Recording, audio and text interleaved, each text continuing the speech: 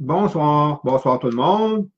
Jeudi aujourd'hui, on va faire juste un petit live 15 minutes. J'ai toujours pour le 15 minutes parce que c'est encore un petit effort pour moi, mais j'y arrive au moins. Les derniers ont pas mal tous été en 15 minutes, donc c'est super. Aujourd'hui, le petit sujet sur lequel je vais vous entretenir est un point quand même assez important, mais négligé, trop souvent négligé. Puis je vais essayer de vous faire sentir l'importance de ce point-là. Bonjour Viviane, bonjour France. C'est de faire le point, de s'arrêter. Premièrement, tu ne peux pas faire le point si tu ne t'arrêtes pas. Tu ne fais pas le point en mouvement. Tu dois t'arrêter pour faire le point. Donc aujourd'hui, on va voir cette importance-là. Bonjour, merci pour les petits pouces, Bonjour Caroline, bonjour Lynn. Euh, ça fait drôle à dire parce que les gens ne voient pas l'importance de faire le point, justement. Quand on dit faire le point, quand on voit, quand on a un enfant proche, quand on est parent et on a un jeune enfant avec nous, bonjour Manon, euh, il évolue, il grandit, et on ne le voit pas grandir, OK? On va arriver des vacances d'été, il y a ses vêtements d'été, des vêtements pour l'automne, et c'est là qu'on se rend compte qu'il a grandi pendant l'été. Merci, merci. Bonjour Nelly. Et c'est ça, c'est un peu ça, faire le point. Là, on fait le point par obligation, on le fait par constatation. OK? Mais dans notre système, dans notre métabolisme, OK? À l'intérieur de nous, faire le point, c'est vraiment important. Ça mesure l'évolution. Faire le point, c'est un instrument de mesure, OK? Et de constatation. Si on ne fait jamais le point dans un couple, OK, exemple, on se rencontre, on s'aime, je te perçois comme au moment où je te découvre et vice-versa, c'est le point. Le point se fait point de départ, justement. Il y a un point de départ, on se fait une image. Les deux évoluent souvent. Parfois, les deux travaillent dans des milieux différents, pas toujours ensemble, mais majoritairement, les gens travaillent dans des milieux différents et ils évoluent dans leur milieu, mais quand ils reviennent à la maison, inconsciemment, ils perçoivent le conjoint comme le point de départ. Et je vous jure, c'est exactement comme ça. Et là, ça avance, le couple avance, et à un moment donné, il y a des non-dits qui s'accumulent, des petits trucs dans le quotidien qui nous dérangent peu au début parce que c'est petit. Puis je vais essayer de vous l'imager ici. OK. Monsieur ramasse pas ses vêtements. Oups, un petit truc entre moi et l'autre. OK, je vais le mettre comme ça, plus comme ça. Il y a un petit truc entre moi et l'autre. Et là, ça en accumule un autre. Et là, ça en accumule un autre. Et à un moment donné, je ne vois plus l'autre. Je vois ce qu'il y a entre nous. OK? Et c'est exactement ça. Et là, on est rendu tellement loin, on a fait le point ici, on refait le point ici parce qu'on n'est plus capable, OK? Parce qu'on ne voit plus l'autre, on voit ce qu'il y a entre les deux. On appelle ça les malentendus, hein, qu'il y a vraiment entre les deux. Et là, plein de reproches. Là, les reproches, tout y passe. OK? T'es plus comme avant, ça fait longtemps qu'on n'est plus comme avant, ça fait tout ça qu'on n'est plus en avant. Mais comme on n'a pas fait le point au fur et à mesure, c'est comme si on va s'asseoir chacun sur le sofa en regardant chacun de notre côté et la prochaine étape, c'est bye-bye, alors que le couple a énormément d'amour entre eux autres, mais ils n'ont pas fait le point. C'est vrai en entreprise, c'est vrai à l'école. À l'école, si on ne fait pas le point régulièrement sur par rapport à la matière et l'enfant, comment je peux évaluer à la fin de l'année son degré d'apprentissage si je n'ai jamais fait le point. Alors, dans les écoles, on fait normalement, ça dépend des institutions, on va faire au trimestre, comme à l'entreprise. À chaque trimestre, on fait le point. À chaque trimestre, on fait le point. À chaque trimestre, on fait le point. Si un couple faisait ça, là, OK, exemple, mais c'est dans tous les domaines, là, ce que je vous dis là. L'important, c'est dans tous les domaines. Si un couple faisait le point à tous les trimestres, Puis là, je rencontre ma conjointe, puis je la mets au courant de l'évolution que moi et j'attends la sienne, OK, de voir elle, qu'est-ce qui s'est passé. Tu sais, avant j'avais de la difficulté j'avais un peu plus de difficulté à exprimer, exemple, à exprimer mes émotions, à exprimer ce que je vivais. Je t'entendais, mais je t'écoutais pas trop parce que j'étais dans ma tête. Et là, je me suis rendu compte de l'importance et hop, on fait le point. Ça veut dire que dans le subconscient de l'autre, parce que c'est là que ça joue, et le mien aussi, dans le subconscient de l'autre, je ne suis plus ici, je suis rendu ici. Donc, l'autre ne va pas se comporter envers moi comme si j'étais ici, puisque maintenant, elle est consciente que je suis là. Mais moi aussi, je suis conscient que je suis rendu là, parce que l'impact est sur moi aussi. Et là où ça se mesure le plus, cet impact-là, c'est que vous avez quitté souvent votre famille, OK, pour partir en appartement, fonder votre propre famille. Et quand arrivent certaines périodes où on se rassemble, une, deux fois par année, un mariage, un événement, les périodes de réjouissance, les fêtes, les fins d'année, peu importe, il y a beaucoup de gens qui disent, je déteste retourner dans ma famille. Pourquoi? Parce qu'ils ne me voient pas où je suis rendu aujourd'hui. Ils me voient encore à qui j'étais quand je suis parti. Et leur attitude, leur comportement envers moi me fait que je ne me sens pas bien. J'arrive pas à être moi-même. Mais c'est parce qu'ils n'ont jamais fait le point. On n'a jamais fait le point, puis idéalement, on le fait à deux. Alors, dans une entreprise, si tu veux mesurer ton évolution, tu te dois de t'arrêter et de faire le point. Dans un couple, si vous voulez garder un couple uni, moi et ma conjointe, on est ensemble depuis l'âge de 16 ans. OK, 14, 15, 16, on se connaissait, mais ensemble, vraiment ensemble, officiellement depuis l'âge de 16 ans qu'on est ensemble. Donc, on est un vieux couple. On est rendu un vieux couple. Puis si on ne fait pas le point, on se perd. C'est sûr qu'on se perd. On a pris des chemins de vie vraiment différents à certains moments donnés, mais je sais qui elle est et elle sait qui je suis et non pas qui j'étais. OK? Et c'est ça qui arrive. Et parce que la correction se refait, et bien, on est capable de, ah oui, avant, j'aurais pas pu te dire ça, maintenant, je sais, je peux te le dire.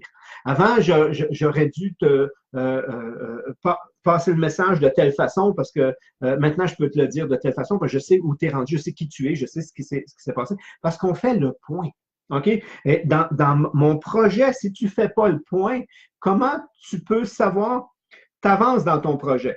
OK? Ton projet est ici, tu avances, tu avances, tu avances. Je vous jure, c'est vraiment comme ça que ça se passe. OK? Tu avances dans ton projet, mais l'image, la perception que tu as de toi, c'est que tu es encore ici.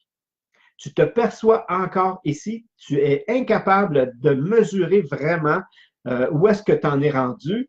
Et souvent, les gens se découragent à cause de ça, alors que si on faisait le point, puis ils se rendraient, ah, hey, c'est vrai que avant j'avais de la difficulté, avant, j'y arrivais pas, avant, j'étais submergé dedans, puis ça, c'est réglé, je suis rendu à une autre place, je suis rendu ailleurs par rapport à mon projet. Ça encourage, ça donne confiance, ça augmente l'estime personnelle, ça répare les relations. Faites le point avec vos enfants, faites le point avec votre conjointe, avec votre partenaire. Faites le point avec vous-même, parce que c'est là le plus important, je vous jure. OK? On fait des choses, puis on n'est pas conscient qu'on est capable de les faire. J'exagère pas du tout, là.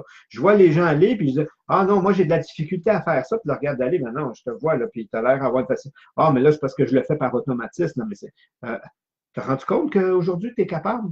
Et si tu fais le point au niveau subconscient, tu changes l'endroit où tu vas chercher tes informations par rapport à toi. C'est ça que ça fait faire le point. Faire le point te permet de mesurer ton évolution par rapport à toi, qui fait que, un, c'est encourageant, puis deux, tu changes l'image que tu as de toi. Sinon, l'image par défaut, c'est la dernière fois que tu as fait le point. Même si aujourd'hui tu es capable de, si avant j'avais de la difficulté à m'exprimer devant une foule, puis que j'ai eu 3, 4 expériences à m'exprimer devant une foule, puis que je deviens de plus en plus à l'aise à m'exprimer devant une foule, si vous me posez la question, je vais dire, ah non, pour moi, c'est vraiment pas facile. J'ai encore l'image, référence, la dernière fois que j'ai fait le point, de la personne qui était ici, même si je suis capable de faire mieux. OK? Et le fait de faire le point, c'est que je change cette mesure-là dans mon subconscient qui fait que ah, c'est vrai, j'ai une plus grande facilité à m'exprimer devant les gens. Les mots me viennent plus facilement. Je suis moins tendu, le cœur me débat moins, la bouche me sèche moins, tous les indices de stress qui sont moins là. Tu as vu, en parlant, là, tu me fais prendre conscience que je suis. C'est ça, faire le point. Faire, faire le point aide à mesurer et à changer l'image. Vos limitations, souvent, on va dire, c'est vos croyances. Mais la plus grosse croyance, la plus grosse limitation, c'est l'image que vous avez de vous-même. L'image que chacun on a de soi est la plus grosse limitation qui nous empêche d'avancer, de se réaliser, d'accomplir nos rêves, nos désirs, nos trucs. C'est ça. Et la seule façon de changer cette image-là, c'est de faire le point et de constater qu'on n'est plus la même personne. Après ça, les gens vont dire, oh, moi, j'ai peur de changer, j'ai peur du changement. Tu changes à tous les jours. OK? Pas évidemment, comme un enfant grandit quand il grandit à tous les jours, tu ne le vois pas grandir, mais quand si tu mesures, si tu fais le point, tu vas te rendre compte que en quelques mois, il a gagné, puis en un an, des fois, il gagne beaucoup en grandeur ou en ossature ou en densité. Là, tu vois le corps frêle du petit garçon à un moment donné, puis tu vois la masse s'installer. Il n'a pas grandi, mais il a gagné en masse. Il y a une transformation qui se fait. Si on ne fait pas le point, ah, mon petit bonhomme, mon petit, puis arrête de m'appeler le petit, je suis plus grand que toi. Fais le point. OK, c'est pas juste une expression, c'est une image qu'on projette sur l'autre. Et l'autre est confronté à cette image-là. OK? Donc, c'est comme si je force l'autre à se comporter d'une certaine façon quand je projette une image sur lui. Quand j'arrive vers ma famille, que je ne vois pas souvent, et qui me projette les limitations que j'avais la dernière fois qu'ils ont fait le point avec moi, ils continuent à me dire, ah oui, Jean-Pierre, toi, tu es très timide, hein, c'est vrai. Ah oui, Jean-Pierre, toi, tu es... Voyons, puis là, juste son attitude envers toi te ramène là, tu sais. Ben, c'est parce que je suis plus celui-là, là. OK? C'est exactement ça. Donc, prenez le temps, petit crayon, OK? Prenez un secteur et faites le point. Faites le point par rapport à vous-même. Si vous êtes en couple, choisissez une période par année minimum où à chaque fois que vous faites une prise de conscience par rapport à vous, mettez l'autre au courant, parce que sinon l'autre va vous projeter l'image de ce que lui a la dernière fois qu'il a fait le point. Puis même si vous avez changé, pour lui, vous n'avez pas changé.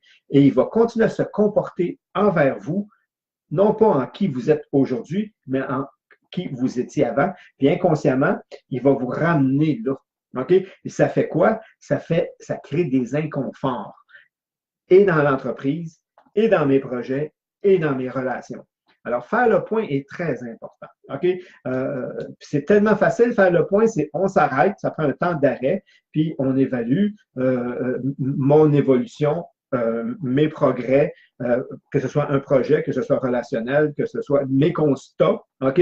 Avant, je me laissais tout le temps hausser la voix contre moi parce que j'avais tellement peur de décevoir, j'avais peur, je voulais pas créer de troubles ou de discorde dans la famille que je m'imposais jamais. Et là, j'ai pris conscience, soit en lisant un livre, en faisant une formation, en rencontrant quelqu'un, hey, tu as droit à ton opinion, puis elle vaut pas moins qu'une autre. Hey, c'est vrai. Puis avec tout le monde, je suis capable de me positionner, mais avec mon conjoint, je suis toujours pas capable. Pourquoi? Parce que j'ai pas fait le point avec. Puis si je fais le point, là, je vais être capable, supposons, de dire, hey, tu sais, avant, j'avais tellement de difficultés, mais à partir d'aujourd'hui, c'est fini. Parce que je sais que hop, la perception de l'autre vient de changer par rapport à toi. Oui, toi, il ne te perçoit plus là, il te perçoit maintenant où tu es maintenant. Faire le point est ce qu'il y a de plus important dans l'évolution d'un individu et c'est aussi important que les actions que vous portez. Ne pas faire d'action, il n'y a aucun progrès. Faire des actions sans faire le point, ça va la perception qu'on est encore là et c'est une question de temps pour que on redescende là. Alors, faire des actions, alors que si on fait le point, et plus on le fait souvent, mieux c'est, je fais le point, je corrige mon image. Je fais le point, je corrige. C'est l'image de soi qui change. Je fais le point, je corrige. Je fais le point, je corrige. Je fais le point, je corrige. Je fais le point, je corrige. Après ça, quelqu'un me pose des questions. Puis non seulement il me dit, hey Jean-Pierre, tu dégages de la confiance, tu dégages de l'assurance. Ouais, je m'en rends compte. Je suis plus confiant qu'avant. Tu fais pas le point. Ah, pourtant, si tu savais comment je doute. Et c'est totalement faux, mais c'est moi-même l'image que j'ai de moi-même. Fait qu'autant dans l'évolution, dans le progrès de l'évolution scolaire d'un enfant dans un couple, faire le point fait la différence sur on monte solide ou on reste fragile.